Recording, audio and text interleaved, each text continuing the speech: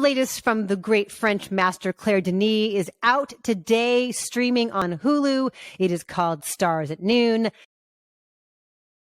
We love Claire Denis around here. She's our LA film critics pick for lifetime achievement. She's a legend. Career achievement. She's a legend. And I know that you and Dave are big fans of her in your home as well. Dave's a bigger fan than I am, but yes, I think she's pretty great. I'm here alone. We have 45 minutes till the bar closes. Long enough to get swacked. So this is set in modern day Nicaragua, and we know it's modern day because people are wearing COVID masks. Margaret Qualley plays a woman who is a journalist, ?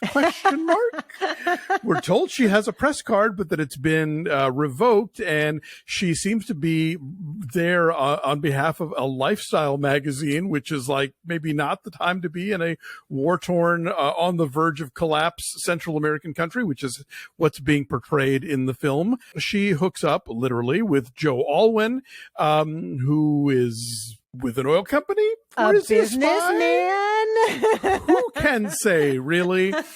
And they get naked and sweat a lot, but more and more we see that like people are watching them or following them, and the vice is growing tighter, and they have to flee town, and then they run into another businessman played by Safdie, and what's even going on here? The movie takes its time in letting you know, in sort of uncovering the layers of espionage and sexuality, and is there really a relationship going on between these two, or are they using each other? You know, it's you will find out when it's about their relationship. When it's about them just wandering from bar to bar and hotel room to hotel room and just hooking up all day. It is sexy and tense and alluring, and it's very Claire Denis in that she's all about like the physicality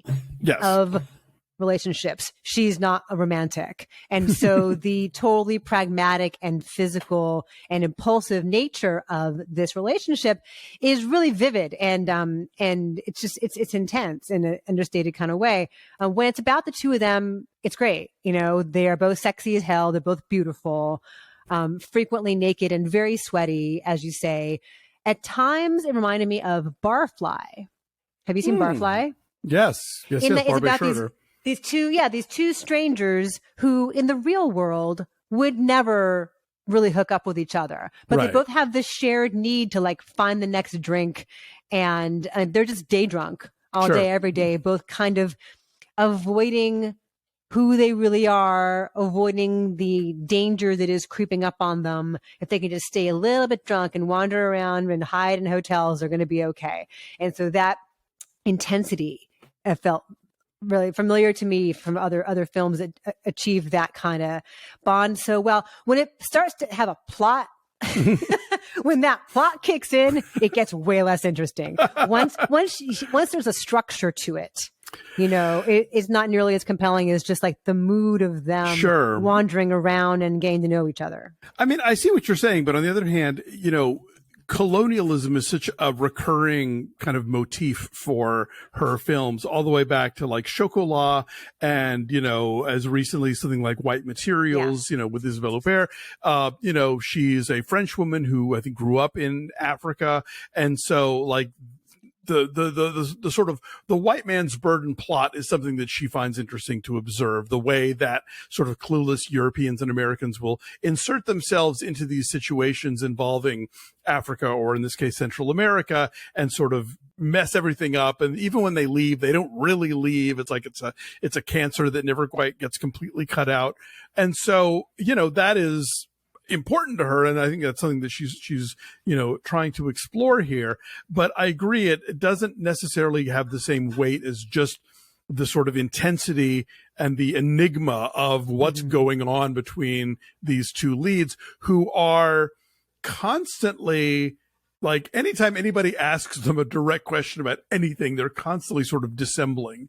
So you never really get a sense of like, who even are they? But you do get kind of how they spark off of each other, even if they're as much of a mystery to each other as they are to themselves. Right. You can see what that connection is about, right? Because they're both beautiful. They both, I think, sense in one another. They're like, you're dangerous and you're lost and I get you. Like, right.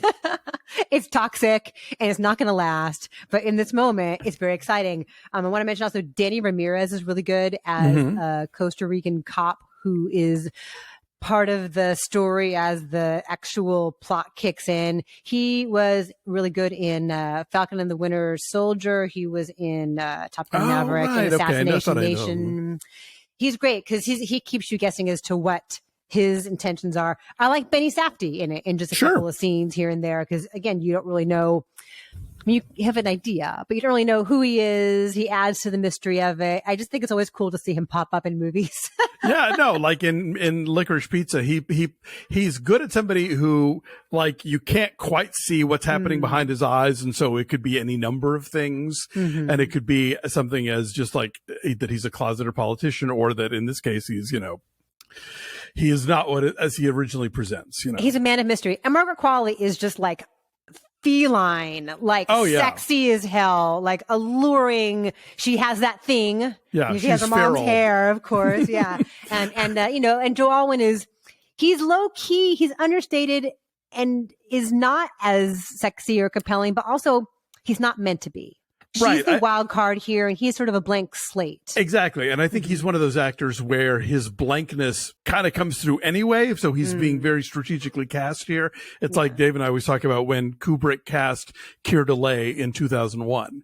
It was intentionally because he wanted him to be kind of stiff and kind of robotic and like less human than Hal is, say.